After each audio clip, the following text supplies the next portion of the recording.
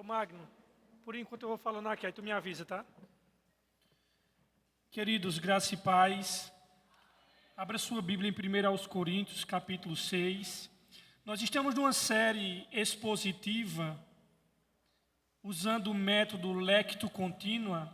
O lectio continua, irmão, ele é um método onde vocês já estão vendo aqui, né? Versos por versos, capítulo por capítulo, nós vamos estudar o livro inteiro das Sagradas Escrituras. É assim que nós trabalhamos aqui na Boas Novas. E aí, meus irmãos, nós começamos a série de Coríntios em 5 de maio do ano passado.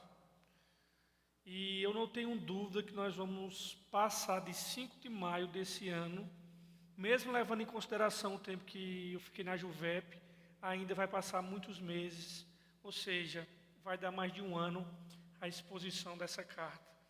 Nós hoje voltaremos, depois de um tempo, vamos voltar para estudar o capítulo 6. Vocês sabem que o último capítulo que nós abordamos foi aquele episódio onde o irmão da igreja de Coríntios começou a se envolver sexualmente com a madrasta. E nós encerramos aquele capítulo.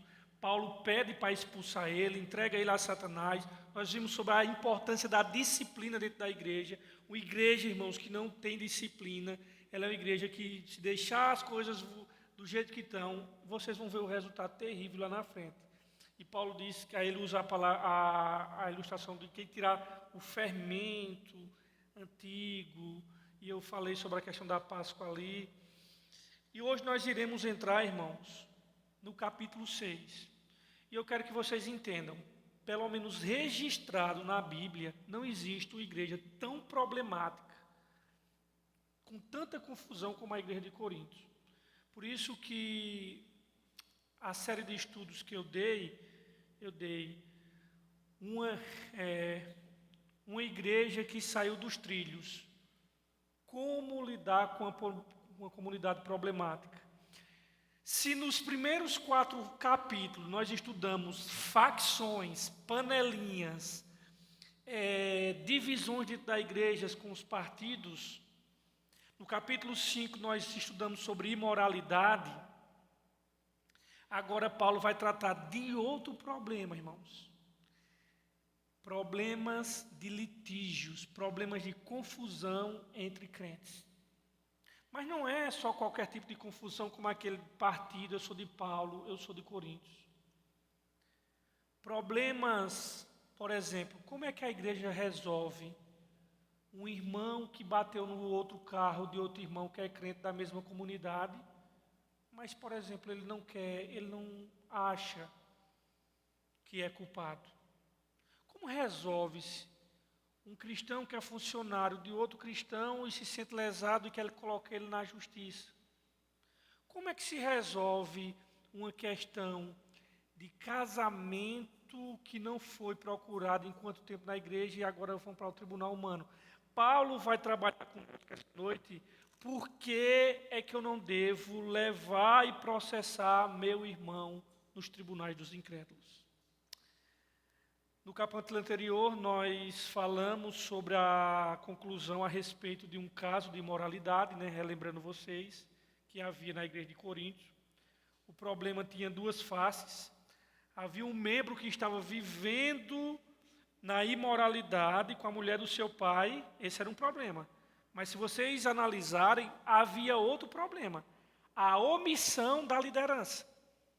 Paulo fica com tanta indignação dos líderes, porque Paulo diz, ninguém faz nada, bicho. Uma coisa que já ultrapassou, um escândalo que já ultrapassou os portões da igreja, que os incrédulos todos estão sabendo, que isso nem sequer se nomeia entre os incrédulos e vocês não fizeram nada. Ou seja, uma igreja que tinha uma liderança omissa diante do pecado. E mesmo à distância, o apóstolo Paulo sentenciou que aquele irmão faltoso fosse expulso da igreja. E para justificar a decisão dele, o apóstolo Paulo estabeleceu alguns pontos. Primeiro, ele afirma que o pecado era como um fermento que poderia contaminar a igreja toda. por isso a liderança precisava agir rápido e com firmeza. E o segundo ponto que Paulo afirma é que a vida do cristão é como a Páscoa, e mostra a necessidade de separação, né, dos irmãos faltosos. E o quarto ponto que ele menciona também é sobre o dever de nós cristãos. Temos que julgar aqueles que estão de dentro, não os que estão de fora. Estão de fora, Deus vai julgá-los, mas aqui dentro é jurisdição nossa. E aqui no capítulo 6, Paulo vai tratar de outro problema de cunho moral. O irmão da igreja estava processando o outro no tribunal da cidade, por alguma questão material, nós não sabemos específico. O texto não é bem claro, mas por uma questão material que não é explicada, mas com certeza trata-se de dinheiro, o apóstolo Paulo desenvolve então um princípio citado aqui. Pois o que me importa com os que estão de fora? Não, os que estão de dentro. Vamos ler aqui, 1 aos Coríntios, capítulo 6, versículo do 1 ao 11. Carlos fez essa leitura semana passada, e nós iremos repetir.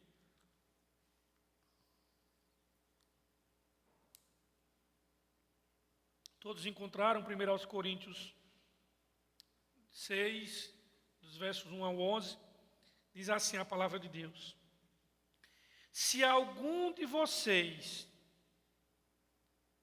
tem queixa contra o outro irmão, como ousa apresentar a causa para ser julgada pelos ímpios, em vez de levá-la aos santos? Vocês não sabem que os santos hão de julgar o mundo? Se vocês hão de julgar o mundo, acaso não são capazes de julgar as coisas de menor importância? Vocês não sabem que haveremos de julgar os anjos? Quanto mais as coisas desta vida. Portanto, se vocês têm questões relativas às coisas desta vida, designem para juízes os que são da igreja, mesmo que sejam os de menor importância, os menos importantes. Digo isso para envergonhá-los. Acaso não há entre vocês alguém suficientemente sábio para julgar uma causa entre os irmãos? Mas em vez disso, um irmão vai ao tribunal contra o outro irmão, e isso diante de descrentes. O fato de haver litígios entre vocês já significa uma completa derrota. Por que não preferem sofrer a injustiça? Por que não preferem sofrer o prejuízo? Em vez disso, vocês mesmos causam injustiças e prejuízos, e isso contra irmãos. Vocês não sabem que os perversos não herdarão o reino de Deus? Não se deixem enganar, nem imorais, nem idólatras, nem adúlteros, nem homossexuais, passivos ou ativos, nem ladrões, nem avarentos, nem alcoólatras, nem caluniadores, nem trapaceiros herdarão o reino de Deus. Assim for algum de vocês, mas vocês foram lavados, foram santificados, foram justificados no nome do nosso Senhor Jesus Cristo e no Espírito do nosso Deus. Meus irmãos, em primeiro lugar, temos no versos 1 o problema apresentado por Paulo. Qual o problema? Leiamos. Se algum de vocês tem queixa contra o irmão, como ousa apresentar a causa a ser julgada pelos ímpios em vez de levá-la aos santos? No primeiro versículo, nós já podemos perceber o tom de indignação do apóstolo Paulo, a começar pelo uso do verbo atrever. Sabe, vocês dizem assim, alguém se atreve, algum de vocês tem queixa? A sua diz, pronto. Olha o tom de indignação. Pode ler aí, irmãos, por favor. Atreve-se. Ele tomou, o apóstolo Paulo, conhecimento de que um irmão tinha uma outra questão, provavelmente financeira. Queridos, vamos começar agora por irmão de sangue, que não é o que o texto está falando, tá? De irmão de sangue, é de irmãos em Cristo. Mas você vê os conflitos humanos, principalmente em questão de herança. Brigas de famílias, contendas, isso não é nos dias de hoje. Você vai fazer, se você quiser, você faz um apanhado de conflitos familiares desde o Antigo Testamento. Só que, irmãos, aqui é pior ainda, porque é irmãos em Cristo. E ele tomou conhecimento de que tinha uma questão, provavelmente financeira, contra o outro irmão. E em vez de levar os problemas para os santos, ou seja, para os remidos, havia levado esses problemas submetidos a questões, essa questão aos injustos, aos ímpios, que aqui significa pessoas descrentes. O problema, irmãos, de o caso ser julgado pelos injustos, é que os injustos e os ímpios, eles não têm uma cosmovisão cristã, e eles então não têm uma mentalidade cristã. Não raciocina como cristãos, como remidos, para discernir sobre alguns determinados assuntos. E no caso de Coríntios, ainda era mais agravado pelo fato de que o julgamento feito era no tribunal injusto. Vocês sabem que tribunal era esse? Esse tribunal tinha o nome de Bema. Irmãos, quando Paulo diz que nós vamos comparecer ao tribunal de Cristo, ele lançou mão, ele pegou mão desse tribunal lá da Grécia chamado Bematos. A gente diz, vamos para o Bema, achando que não, o Bema era um tribunal humano aqui que decidia as coisas daqui. E Paulo utiliza isso para se referir a essa questão lá, no tribunal de Deus. E é por essa razão que Paulo demonstra, irmãos, a indignação. E chega a chamar de atrevida a atitude do irmão. E logo em seguida, Paulo expõe o princípio teológico. O que é interessante de Paulo, eu acho é isso que a gente tem que entender, irmãos. Todo problema e toda correção que a gente vai fazer com alguém, ele tem que ter uma fundamentação teológica. Por exemplo, quando Paulo foi expulsar o irmão da igreja de Coríntios, ele fez isso assim, baseado apenas na autoridade, porque era capricho dele? Não, ele disse, olha, ele pegou o exemplo da Páscoa, do fermento que contamina. Ele fundamentava, e aqui também não é diferente, irmãos. O apóstolo Paulo, ele expõe o princípio teológico que deveria nortear esse assunto. Algo que ele faz desde o capítulo 1 de 1 aos Coríntios. Paulo sempre embasa qualquer ação prática na igreja baseado num princípio e no fundamento teológico. Nós não podemos fazer as coisas do nosso bel prazer. E esses princípios teológicos, eles devem e deveriam nortear o assunto. E Paulo faz isso, irmãos, por quê? Porque a prática que não é governada pelo ensino bíblico, pela ação doutrina, pela teologia, vira pragmatismo, perguntando, o que é melhor? O pragmatismo, ele não quer saber o que é certo. Ele pergunta o que é melhor. E nunca ele pergunta o que é certo. E a pergunta que a gente vai ver não é, a pergunta de problemas de igreja não é o que é melhor, é o que é certo à luz das Escrituras. E Paulo, no entanto, quer que a igreja faça o que é certo por causa dos motivos corretos. Por isso, então, ele estabelece aqui no texto mais um princípio. Qual é? Os crentes deveriam ser capazes de resolver litígios, problemas entre si, sem expor a igreja à vergonha. Em um bom português seria o clássico: roupa suja se lava onde? Em casa. É isso que Paulo está dizendo. E daqui a pouco vocês vão ver por que ele diz, não leve em tribunal humano, mas vocês têm que resolver questões dentro da igreja. Por que ele diz isso? Ele vai dar uma fundamentação bíblica, uma fundamentação teológica. É incoerente, irmão, extremamente incoerente, aqueles que conhecem a verdadeira justiça comparecerem perante homens que não são caracterizados por esses atributos. É descabido os remidos procurarem justiça em pessoas que não têm nada para oferecer. E aí o segundo ponto, segundo lugar, os crentes levavam seus problemas internos e os seus relacionamentos machucados para resolvê-los, sabe onde? Fora da igreja. Veja comigo os versos 2 e o verso 3, de carreirinha. Irmãos, ele vai começar dizendo a palavra, vocês não sabem, eu quero só aqui antes de ler, que ele vai repetir essa expressão, vocês não sabem, 3 vezes. Ele diz, vocês não sabem no versos 2, ele vai dizer, vocês não sabem no versos 3, e depois ele diz, vocês não sabem nos versos 9. E isso é muito curioso, por quê? Porque a igreja de Corinto se jactava e se gloriava de quê? De serem sábios e na sabedoria. Não era a igreja sabichão?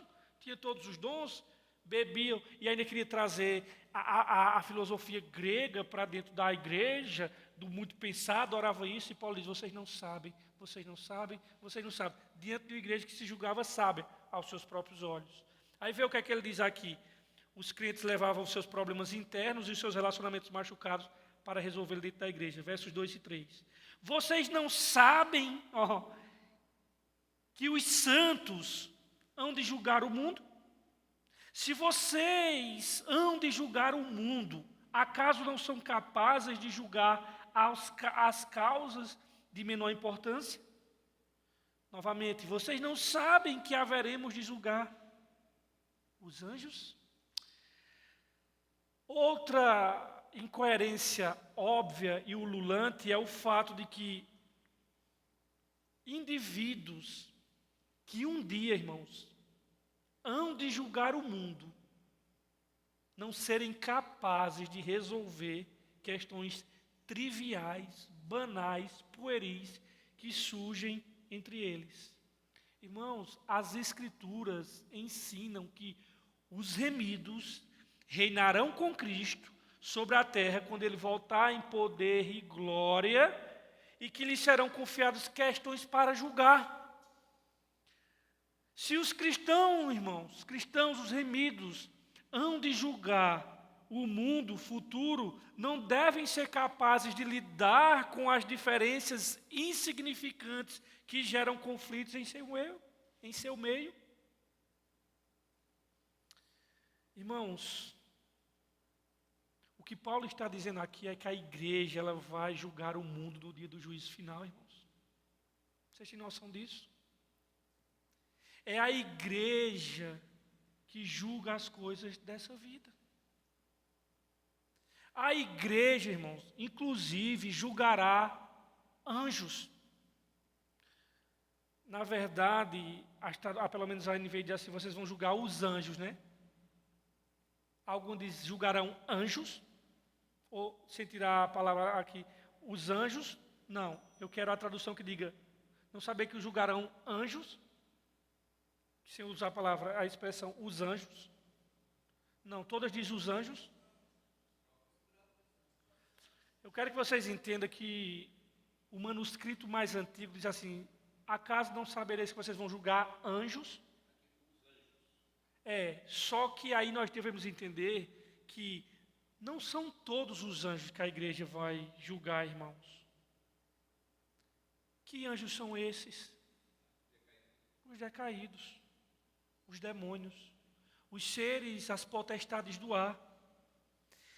A igreja julgará, inclusive, irmãos, os anjos, ou seja, as coisas do mundo espiritual. A igreja vai estar, irmãos, entenda uma coisa, a igreja é o povo de Cristo. A igreja são os irmãos de Jesus. Então a igreja vai estar numa posição de juíza e não de ré. Quando a igreja de Corinto se colocou numa posição de ré para ser julgada pelo mundo, ela inverteu os papéis. A igreja não estava entendendo que ela fora colocada por Deus numa posição para julgar o mundo, para julgar os anjos caídos. E a igreja de Corinto não estava tomando posse da alta posição que ocupava em Cristo. E essa é a indignação do apóstolo Paulo. Paulo, irmãos, eu quero que vocês entendam, ele está fazendo o uso, aí onde entrou aquilo que eu falei no início. O embasamento teológico de Paulo é o quê? É um fundamento escatológico. Ele está dizendo, meu amigo, com base naquilo que vai acontecer, que já é certo, que vocês hão de julgar o mundo, vocês hão de julgar os anjos, na glorificação, no dia do juízo final, eu quero que vocês entendam. Comece já a praticar isso dentro de vocês. Se vocês vão participar de um evento tão grande como esse, que é julgar até o próprio Satanás, como é que vocês não conseguem, dentro da comunidade de vocês, hoje, já resolver questões pequenas, banais e pueris? Essa é a revolta do apóstolo Paulo. E lá na frente ele vai dizer, pelo amor de Deus, não existe nenhum sábio aí dentro de vocês. Vocês têm que levar isso para fora. Aí ele vai falar no versos 3, novamente, vocês não sabem que haveremos de julgar os anjos? Quanto mais coisas dessa vida. Paulo lembra aqui que os coríntios, de que iam de julgar os próprios anjos, Paulo está lembrando aqui, irmãos, porque é assustador ver como o apóstolo Paulo insere essa declaração momentosa na discussão. Sem grande estardalhaço ou preparação, ele revela a verdade extraordinária de que um dia os cristãos, se você é remido, você vai julgar anjos. Se você analisar a carta de Judas, que ela não tem capítulo, né? Ela é bem pequenininha, ela só tem versículo. No versículo 6, e nós estudamos aqui também 2 de Pedro 4, 9, afirmam que os anjos serão julgados. Mas ele diz quais anjos? Os anjos caídos, os anjos que se rebelaram. Porque a primeira rebelião não começou na terra com Adão e Eva, começou nos céus, com Satanás e a sua corja. Mas, na verdade, eles invadiram aqui, cooptaram os nossos primeiros pais, e aí a rebelião que começa lá, vem para cá, e hoje a raça humana está em estado de rebelião, nós sabemos disso. E nós pregamos o evangelho justamente que é para chamar essa galera de volta, para saírem da rebelião. E se juntar a gente, que quem somos nós? Os que deixamos a rebelião. Por definição, como eu já falei semana passada, a igreja é um povo que deixou a rebelião. Eram os rebelados que voltaram para o Senhor. E aqui, tanto em Judas quanto em 2 de Pedro, afirma que os anjos serão julgados. E nós sabemos, irmãos, que o juiz será Jesus Cristo, de acordo com João, o Evangelho de João 5:22. Que o Pai ninguém julga, mas deu ao Filho todo o quê? Toda a autoridade para julgar. Com base na nossa união com Cristo, o apóstolo Paulo afirma que haveremos de julgar os anjos no porvir, numa questão escatológica do futuro. Se somos, irmãos, qualificados para julgar anjos, devemos ser capazes de tratar dos problemas do cotidiano da vida. Porque senão isso é incoerência brutal, irmãos. Se nós crentes julgaremos o mundo, os anjos, também somos capazes de julgar as coisas dessa vida. E Paulo está dizendo, meu amigo, já se aproprie agora de algo que você vai fazer no futuro e comece fazendo isso dentro da igreja. Julgaremos o mundo. Por que nós julgaremos o mundo? Porque nós somos melhores? Não. Porque nós estamos em Cristo, irmãos. Estaremos em Cristo e com Cristo assentados no dia do juízo. Quando a humanidade for, na realidade, quando toda a humanidade no dia do juízo for trazida diante dele, e Apocalipse dá essa revelação, né? Diz que no grande trono branco, né? E vai dizer assim, que o mar deu os mortos que havia, o Hades, o inferno deram os mortos que neles havia. E aí o texto diz que os céus e a terra não se achou lugar mais para eles, né? No grande dia ali. É como se tudo passasse, só ficasse a raça humana diante do Cristo. E diante daquele dia, quando a humanidade for trazida diante dele, os ímpios forem julgados por seus atos, nós estaremos lá, irmãos. Entenda bem. Nós estaremos lá no banco, não dos réus, mas com Cristo, participando do julgamento do mundo. Vocês entendem isso? E se isso já é algo grande, imagine então quando o mundo, Paulo afirma que o próprio Satanás haverá de ser julgado pela igreja no dia do juízo, quando ele fala anjos aqui. Então, a igreja já hoje está assentada com Cristo no trono do universo. Nós estamos sentados com Cristo nos lugares celestiais. Quando os homens e os anjos forem levados à presença do Senhor para serem julgados, quando o texto fala em ser julgado, está na verdade referindo-se à condenação, viu? Porque nesse dia do trono branco, caixão em vela preta, não tem mais o que fazer. O livro das obras vão aparecer, mostrando todo tipo de desgraça que eles fizeram, e o livro da vida vai estar lá para quê? Não é para dizer, deixa eu ver se teu nome está aqui, é para dizer assim, se o livro das obras te condena, o da vida não te defende. E vocês sabem o resultado de todo aquele que não for achado escrito no livro da vida, é o que o texto diz para ele? Lançado no lago de fogo e enxofre, que foi preparado para quem? Para o diabo e os seus anjos, mas os filhos do diabo, que seguem nos passos deles, vão terminar lá também, irmãos.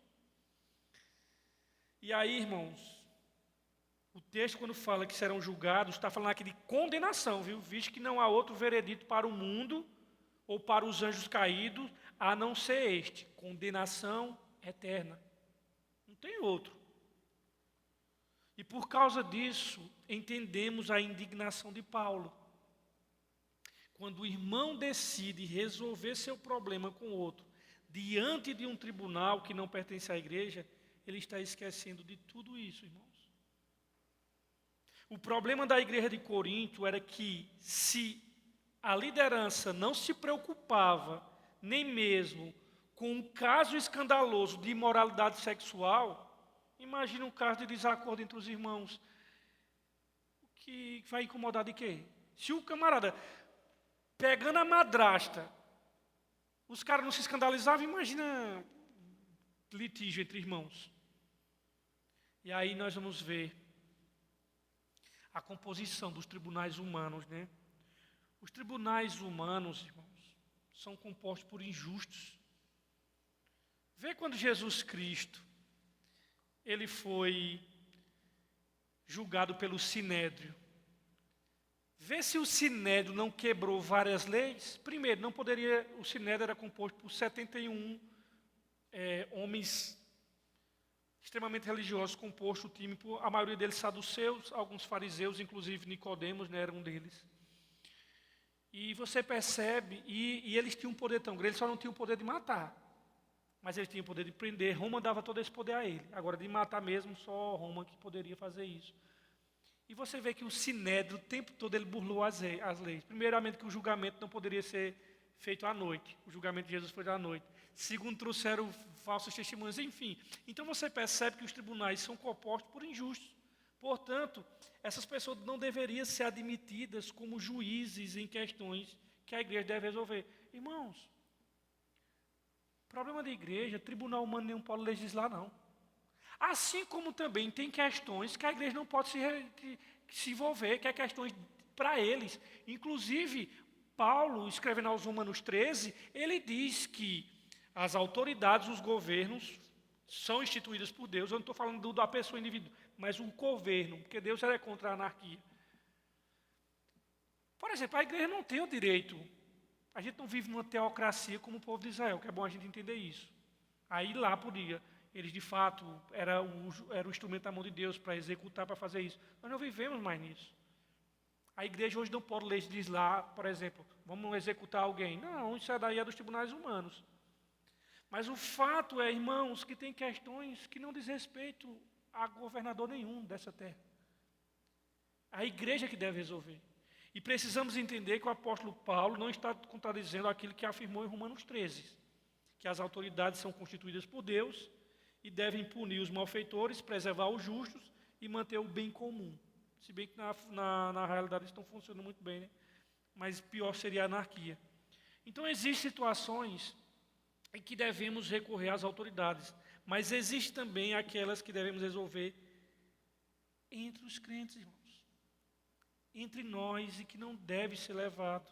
E aí no versículo 4, Paulo diz assim, olha, ele faz uma conjunção conclusiva, portanto, versos 4.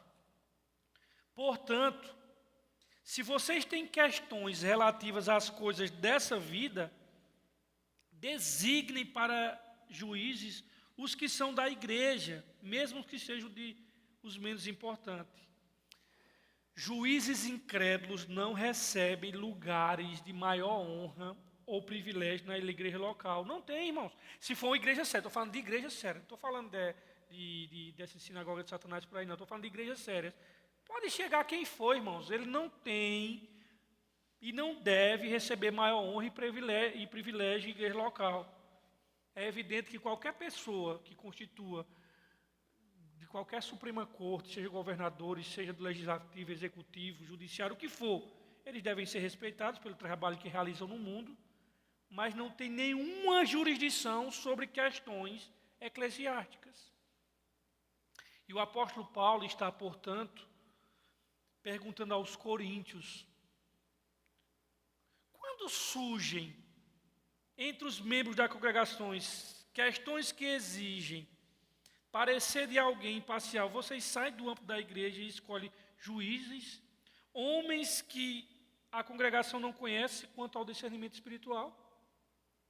Eles vão ser uma loucura, isso é uma vergonha. E aí no verso 5 ele diz assim, ó o que é que Paulo diz, digo isso para quê? Para envergonhá-los, ou seja, digo isso para a vergonha vossa. Antes de terminar o versículo, deixa eu só dar um pouquinho dessa ênfase aqui. Digo isso para envergonhá-los. Irmãos, nossa cultura, que é ocidental, a cultura ocidental ela é baseada no mérito. É assim que funciona a nossa mentalidade aqui no Ocidente, ou seja, no certo e no errado.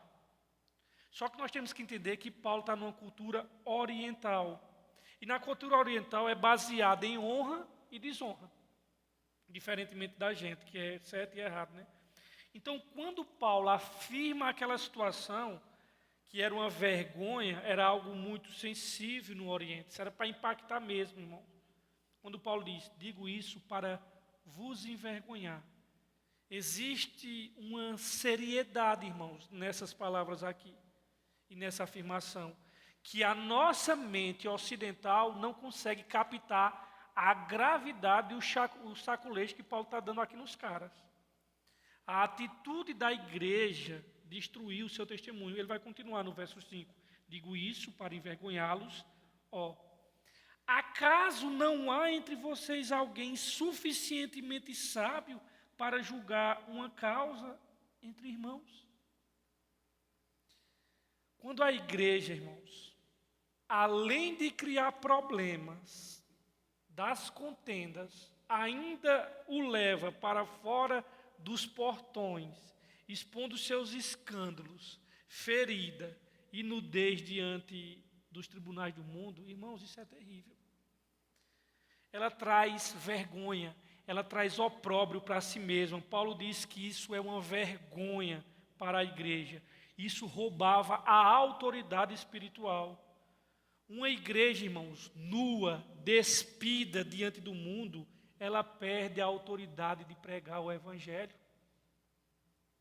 Só serve para ser pisada pelos homens, se o sal não tiver sabor. E aí,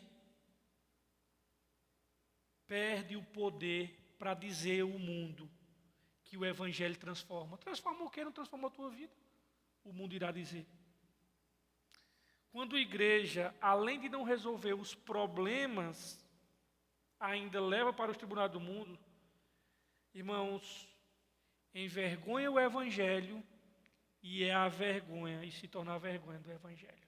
Terrível, terrível. E, irmãos, eu digo isso com tristeza porque, pelo menos, as igrejas grandes, né? Aqui no Brasil são mais conhecidas pelos escândalos do que pelo bom testemunho. É claro que uma pessoa que ele não se envolve muito na igreja, quando eu falo de se envolve muito na igreja, é mergulhar mesmo, além da sua igreja local. Ele tem uma visão só dos defeitos. Aqueles que estão mergulhados mesmo a fundo, ele consegue ver coisas maravilhosas, agora que nunca vai passar na internet, que nunca vai ser reconhecido, né? Mas no geralzão, infelizmente, a igreja é conhecida mais pelos seus escândalos do que pelo seu bom testemunho, né? E Paulo levanta essa questão no versículo 6, uma questão no versículo 6, quando ele diz assim: mas, em vez disso,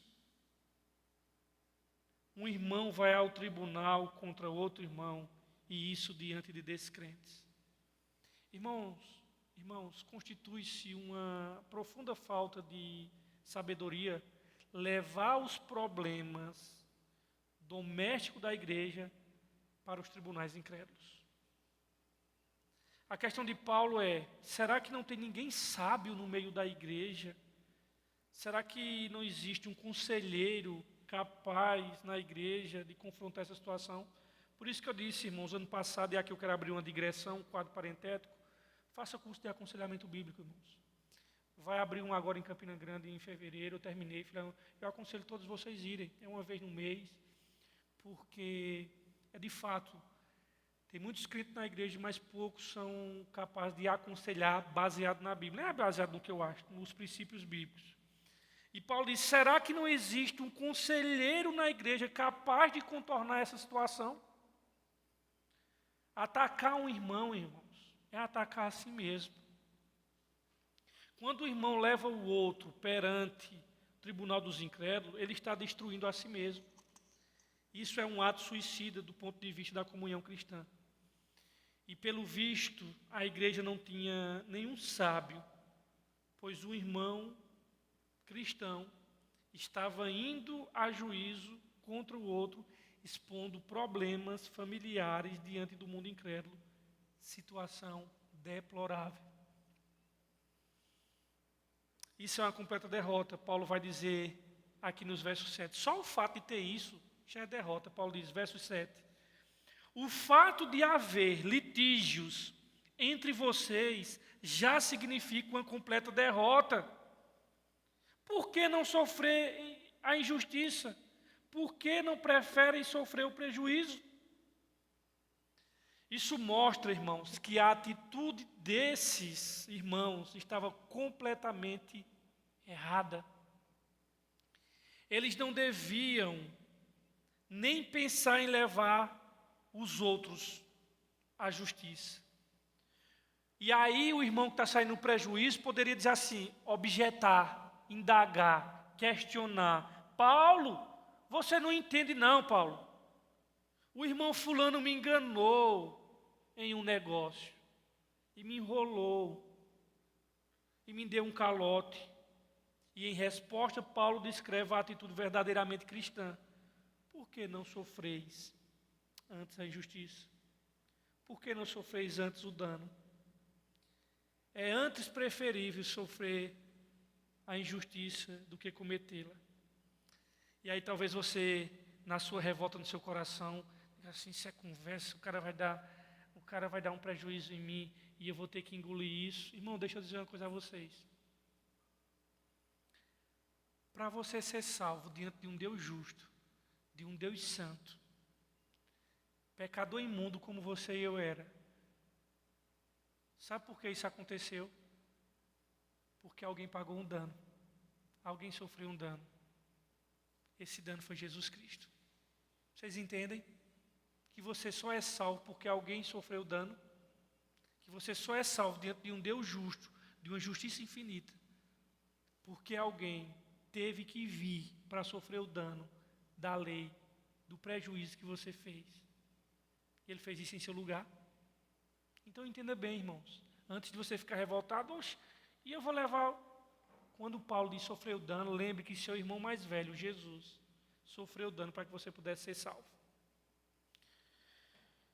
Então, quando é uma completa derrota para a igreja levar suas contendas para o mundo, irmãos,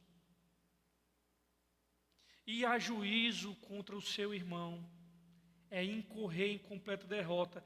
Ah, não, mas eu ganhei a causa contra o meu irmão da minha igreja lá no processo legal. A justiça humana me deu o direito. Irmãos, tu já perdeste mesmo ganhando. Obter vitória no veredito pouco significa diante do prejuízo vergonhoso que você causou para o evangelho. Já se perdeu a causa. Quando o remido ele abre um processo contra o outro, diante dessa consequência seria melhor arcar com prejuízo, irmãos. Trocando em miúdos, renunciar ao seu direito de reaver o que era legitimamente seu, mostraria que você amava mais a Deus e a igreja e ao seu irmão mais do que os bens que você possuía. Isso mostra que você ama mais a Deus do que os bens. E aliás, irmãos, você quer saber uma pessoa regenerada? É quando toca-se no órgão mais sensível dele, isto é, o bolso. Você vai ver onde está a espiritualidade dele, você vai ver onde é que está o coração dele quando se trata de dinheiro. E aí, Paulo diz, ele sofra o dano, seria injustiçado, seria prejudicado, mas por amor a Jesus Cristo, que era o seu bem maior, o nome de Cristo ia ser glorificado. Vocês entendem isso, irmãos? Que o que está em jogo aqui é a glória de Cristo. Se você fica se estribuchando, se tremendo, porque mexeu no seu patrimônio alguma coisa, irmãos, tu só é salvo porque alguém sofreu um dano. Tu não consegue replicar diante dessa justiça que veio do céu, infinita, diante do prejuízo menor, irmãos. Vocês têm que tentar igual cachorro, brigando, e pior demais, levando isso para fora da igreja. Aí Paulo vai entrar aqui na advertência pesada, viu? Veja a advertência pesada no versículo 9. Vocês não sabem, a terceira vez que ele repete, vocês não sabem, para uma igreja que se achava muito sabida. Vocês não sabem que os perversos não herdarão o reino de Deus? Irmãos, aí...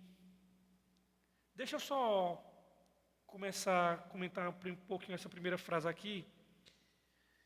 E aí, a pergunta interpretativa é, o que tem a ver isso com a discussão, né? Porque Paulo vem dizendo dos prejuízos, tal, daqui a pouco ele diz assim, não vai entrar o reino de Deus, não vai herdar o reino de Deus. Você não acha porque Paulo vem pregando a ideia de juiz, levar o irmão contra o juízo, e aí vem a pergunta, vocês não sabem que os justos não herdarão o reino de Deus? Por que ele está dizendo isso?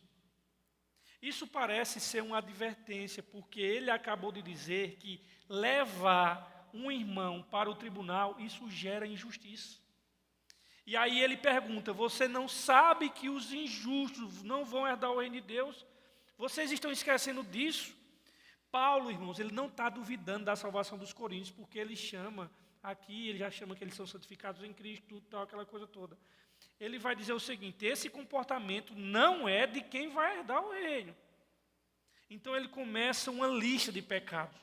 Essa lista de 10 vícios, de 10 pecados, claro que ela não é a lista maior do Novo Testamento, a lista maior do Novo Testamento de pecados é Paulo aos Romanos, a partir do capítulo 1, versículo, a partir do 18, né?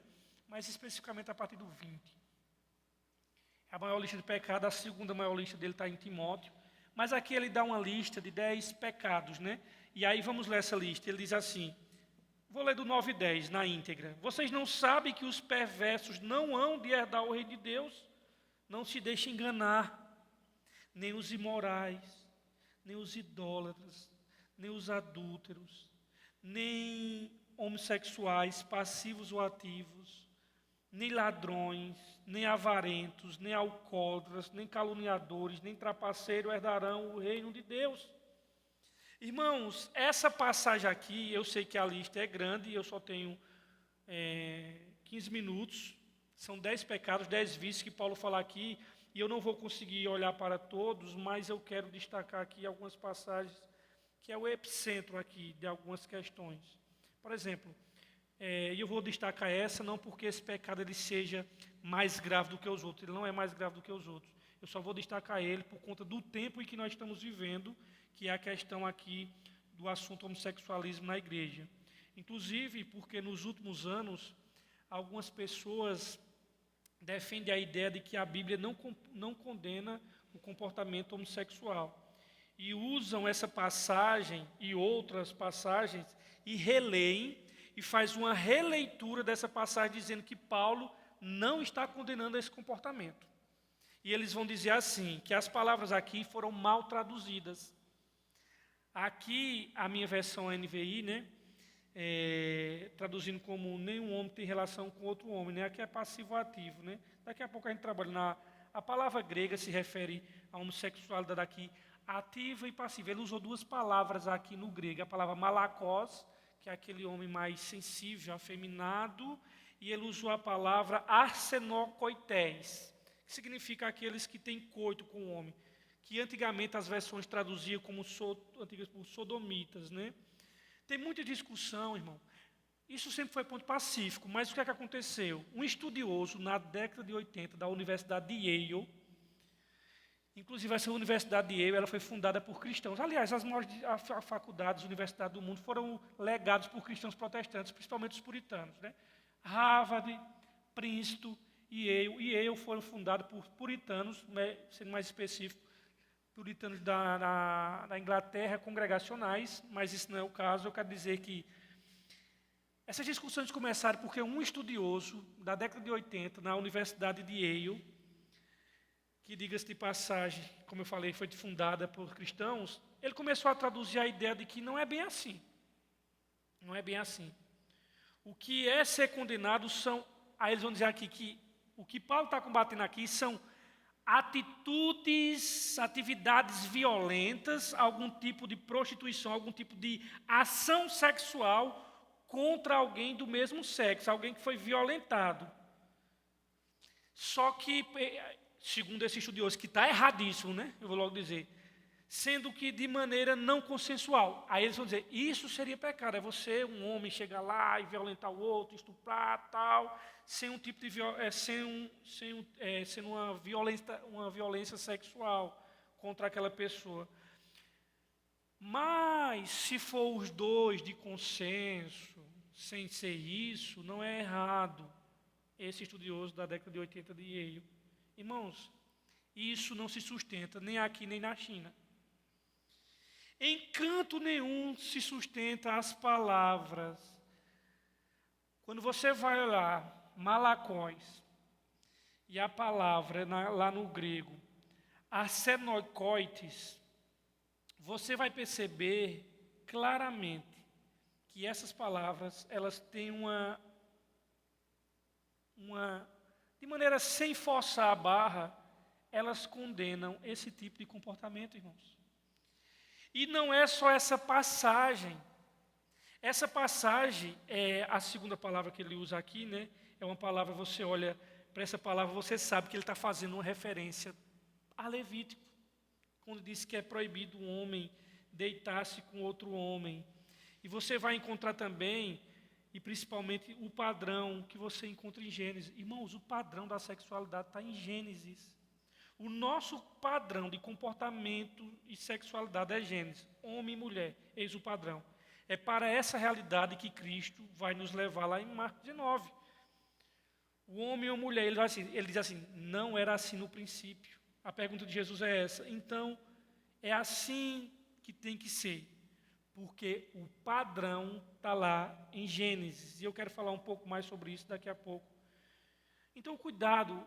O que eu já vi de videozinho na internet, de pseudos intelectuais, dizendo assim, não, olha, essa palavra aqui, porque no grego, aí a sociedade, para poder oprimir, aí fizeram essa tradução, aquelas coisas de quem quer defender tudo, os seus desejos, menos a palavra de Deus. Nós sabemos, eu já vi vários desses videozinhos aí rolando no Instagram. A palavra grega não quer dizer isso. Olha, a pessoa pega um estudo, mas ela faz aquilo ali, irmãos, você percebe. E geralmente eu gosto de entrar no perfil da pessoa, porque ali você faz uma anamnese da pessoa e você vê que a pessoa, na realidade, quer acomodar isso à realidade dela. E aí Paulo diz assim, nos versículo 11. Assim foram alguns de vocês. Foram o quê? Homossexuais, foram alcoólatras, caluniadores, trapaceiros. Aí ele diz assim, mas foram alguns de vocês. Mas vocês foram lavados, foram santificados, foram justificados no nome do nosso Senhor Jesus Cristo no Espírito Santo. Paulo está dizendo, alguns de vocês viviam isso. Eu sei que existem vários vícios aqui. Eu destaquei um vício. Eu não tenho como destacar todos os outros, já só tenho 9 minutos agora. Mas vocês não são mais assim. Paulo diz assim, mas vocês eram assim, mas o Deus Trino mexeu no coração de vocês, lavou o coração de vocês. Vocês não são mais incrédulos. Como é que vocês vão levar um irmão a ser avaliado, julgado por um tribunal humano? E Paulo dá esse testemunho. Esse versículo 11, irmãos, é testemunhando a conversão genuína da igreja dos Coríntios. Alcoólatra, depravado, afeminado. Essa é uma frase milagrosa. Houve um milagre da graça de Deus no inferno moral da cidade de Corinto. Quando você queria dizer que alguém era imundo, ele dizia assim, tu é um coríntio. E quando alguém queria se depravar, hoje é a moda revoada, né? Dizia assim, nós vamos corintianizar.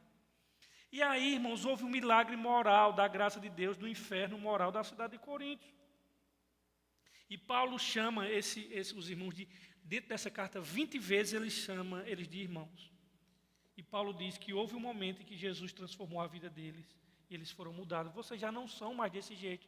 Então Paulo diz assim, não faz sentido, cara. Por isso que todo problema Paulo vai resolver a questão da identidade. Bicho, vocês não devem andar mais assim não. Porque vocês já são filhos de Deus, vocês foram regenerados. Essa conduta já não condiz mais com vocês. Tudo reside no problema da identidade. 8 minutos para nós fecharmos algumas aplicações. O que é que esse texto nos ensina? Primeiro, irmãos, o problema da igreja é resolvido na igreja, irmãos. E aqui eu não estou dizendo, tem problemas da igreja, sim, que deve ser colocado lá fora. Por exemplo, se tem uma pessoa que ele é pedófilo, ele abusou de crianças, o que é que vai fazer? Vai tratar ele na igreja, mas vai dizer assim, olha, você vai comigo na delegacia e nós vamos lá para você confessar. Por exemplo, um pastor que eu levei ele muito a sério, da Cidade Vivas, Pedras Vivas, lá de São Paulo, ele pegou um caso assim. O cara era um pastor da igreja e simplesmente ele estuprou uma menina, uma criança. Ele não entrou em detalhes se houve penetração ou não. Ele chegou no cara, o pastor disse que estava arrependido. Se você está arrependido, pronto, vamos fazer o seguinte. Primeira coisa, antes da gente começar o tratamento com você espiritual, é que você vai sair daqui e você vai na delegacia e você vai confessar o seu crime. E aí o advogado cristão disse, não, cara, nega. E aí ele foi lá, diante do coisa, obedeceu às mentiras do advogado e disse que não fez nada disso e tal. O pastor imediatamente chamou toda a liderança da igreja dele e disse assim, eu não trato com ele. Está tudo aqui gravado, registrado, ele disse que confessou tal, e agora ele está mentindo. A igreja simplesmente, irmãos, vê que igreja séria. O que é uma igreja séria? A igreja expulsou ele, hoje ele vive no interior de São Paulo, mendigando. A esposa dele não trabalhava, a igreja bancou durante não sei quantos anos o colégio particular que ele já estudava o menino e manteve a esposa dele. Veja que coisa séria, e puniu ele. E hoje ele vive aí, mas não se arrependeu, assim, né? Foi o teatro. Mas o fato é que problemas da igreja têm que ser resolvidos na igreja, irmãos. E nesses casos extremos, a igreja resolve uma parte e depois diz, olha, você vai ter que entrar numa... Se você está arrependido, então confesse lá. Mas o que me choca, irmãos, sabe o que é?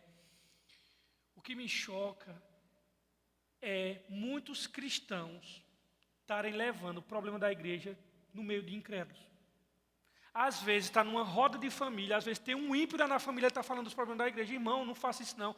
Paulo diria a você, deixe de ser idiota. Questões da nossa igreja, resolve dentro da igreja, irmãos. Meu amigo, do jeito que tem coisa com o seu marido e com a sua esposa, que só cabe a vocês, não cabe aos filhos. E tem coisas da família de vocês que cabe a vocês e cabe aos filhos, mas não cabe à igreja. Tem coisa aqui na igreja. Irmão, não dá para levar lá para fora, irmãos. Paulo diz, isso é idiotice. Chegar expondo problemas da igreja, de fulano Beltrano, em mesas que tem incrédulos.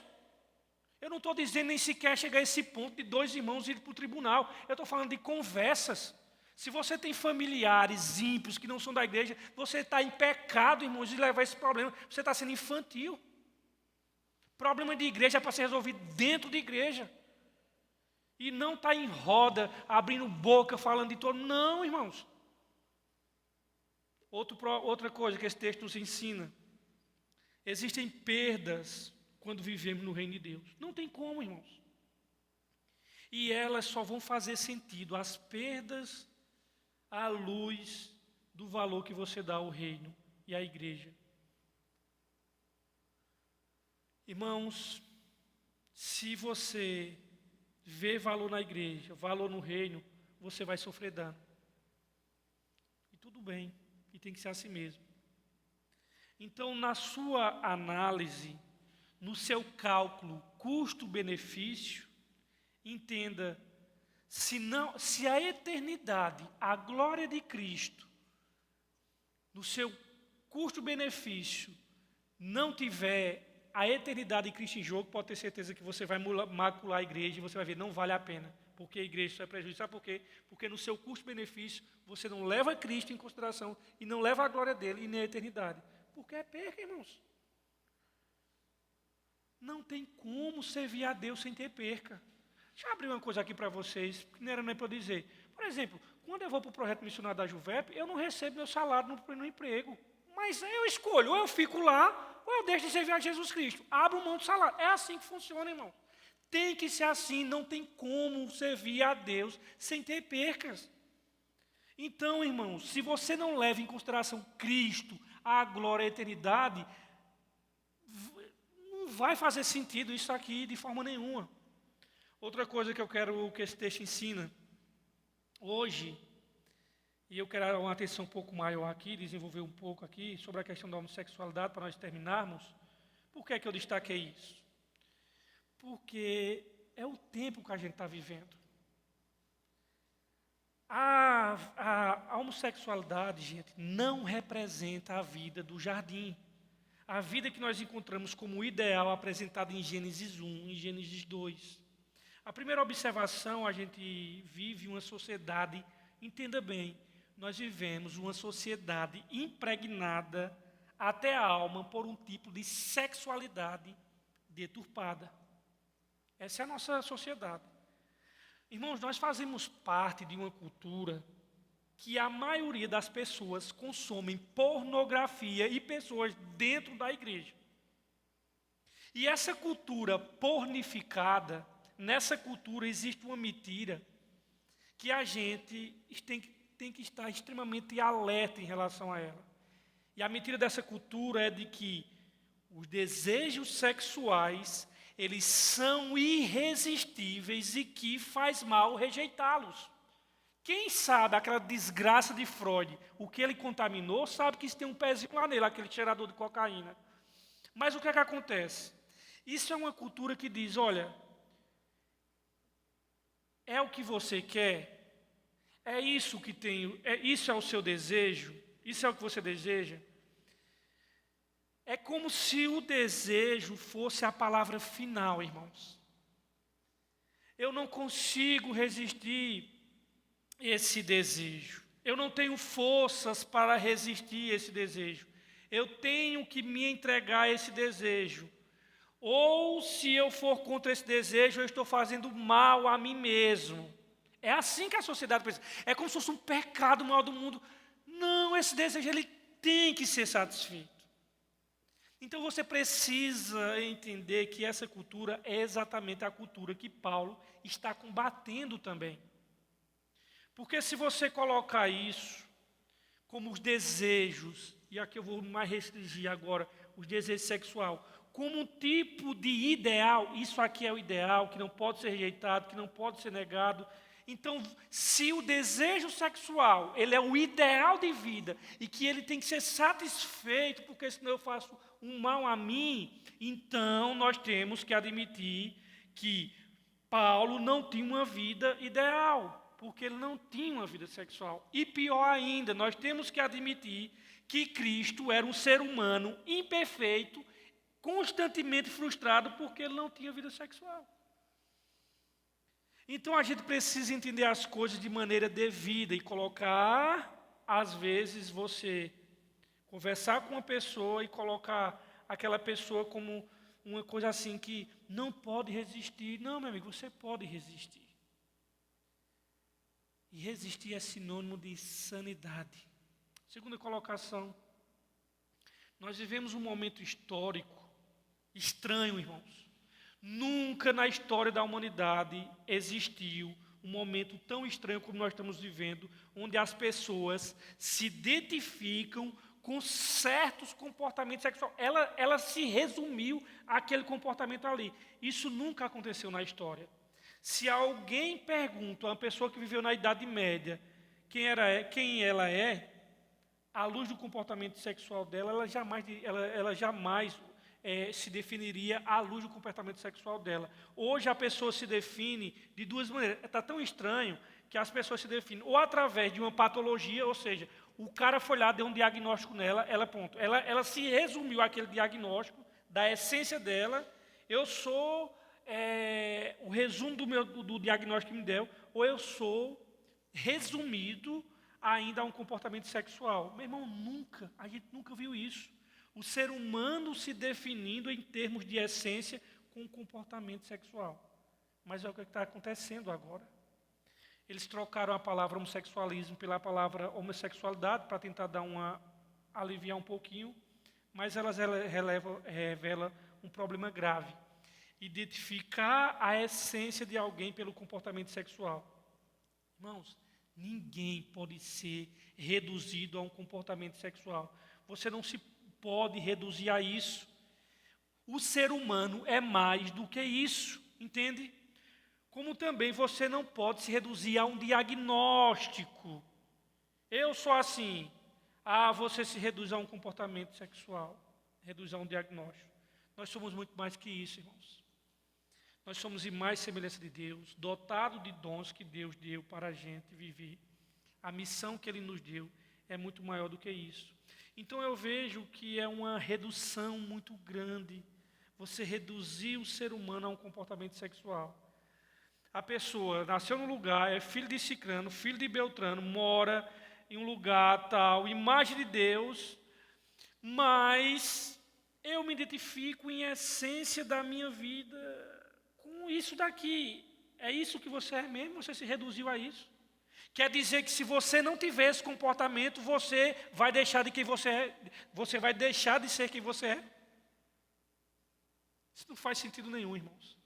E aí o que é que acontece? Dentro do cristianismo, tem muita gente propondo isso. São as chamadas igrejas inclusivas. Quais são as igrejas inclusivas? É aquelas que diz que não é pecado, aí faz um monte de marabalismo mental para dizer que os textos não estão dizendo isso mesmo. E tem, por exemplo, lá em São Paulo, o casal de lésbica, e tem várias na igreja, que são líderes mesmo, que frequentam, que são líderes. Para deixar bem claro, essa igreja não é igreja inclusiva, tá? Eu espero que você já tenha percebido isso. Então, elas propõem o seguinte: primeiro, vão argumentar que toda a questão homossexual condenada pela Escritura não é o comportamento sexual em si, homossexual em si, é uma condenação à idolatria. Vão dizer assim, não, Deus está condenando a idolatria, e que naquela idolatria que tinha na religião se praticava aquilo ali, mas na realidade ele está condenando a idolatria, não é o ato de homossexualidade. É isso que eles dizem, né? Moisés não está condenando o comportamento em si, mas a idolatria associada àquilo ali. Se você vai para o apóstolo Paulo, eles vão dizer assim, não é isso que nós encontramos hoje em dia. O que Paulo está combatendo é um tipo de homossexualismo daquela época dele, mas hoje já é outra coisa. Não tem nada a ver o que Paulo está falando aqui. Paulo estava combatendo uma relação sexual violenta, abusiva, sem consentimento. Aqui é outro tipo de comportamento. Não está sendo condenado. Aqui é a argumentação de muitos, que eles vão dizer dessa maneira que você encontra hoje.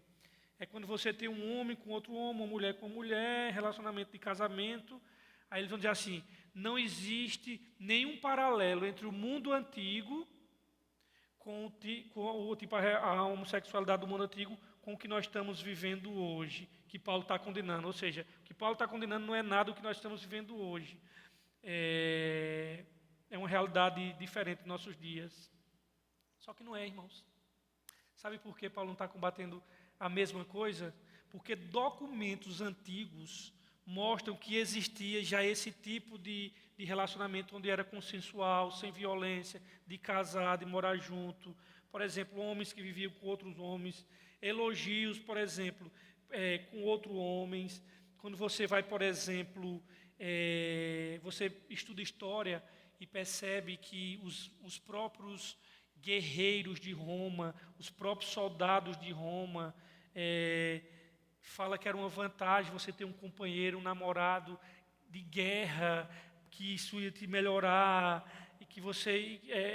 Então, esse tipo de comportamento, Paulo já combatia ali. Então, quando você vai estudar pessoas, por exemplo, Plutarco e outras pessoas, e todos outros historiadores, você acaba percebendo nos escritos deles que eles já falavam, apoiavam isso que Paulo combatia. Então, eu já passei 7 minutos, mas o que eu quero dizer, irmãos, se esse texto, você decorar alguma coisa, aprender alguma coisa, aprenda isso. Irmãos, você só foi salvo, você só vai ser redimido, porque alguém sofreu dano. Então, não leve seu irmão para tribunal humano. Pedro disse: Senhor, quantas vezes eu vou ter que perdoar? 7? Achando que estava chegando no limite da hipérbole. Jesus disse: não, Pedro, é 70 vezes 7. E também,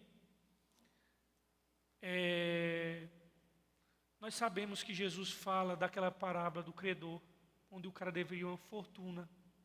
E o patrão lá, disse assim: ó,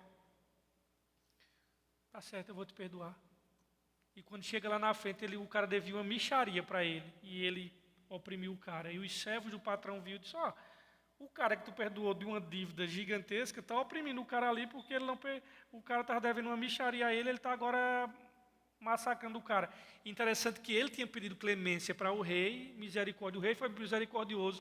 E o cara que devia de uma forma ínfima para ele, pediu misericórdia e ele não foi. E na parábola, Jesus disse que os reis mandou pegar lá, os céus foram lá, pegaram, botaram ele lá na prisão, tal, aquela coisa toda. Irmãos, a nossa dívida, ela foi infinitamente maior do que qualquer perca e dano que nós viemos sofrer aqui. Então, queridos, sofra o dano, porque o seu Salvador sofreu dano em seu lugar. E aquele irmão que porventura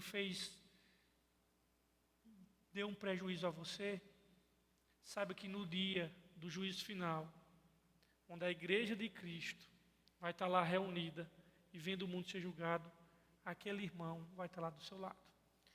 Então, que Deus nos livre dessa atitude aqui dos coríntios, de levar os nossos irmãos a tribunal. Deus abençoe. A palavra está com o nosso irmão Jefferson.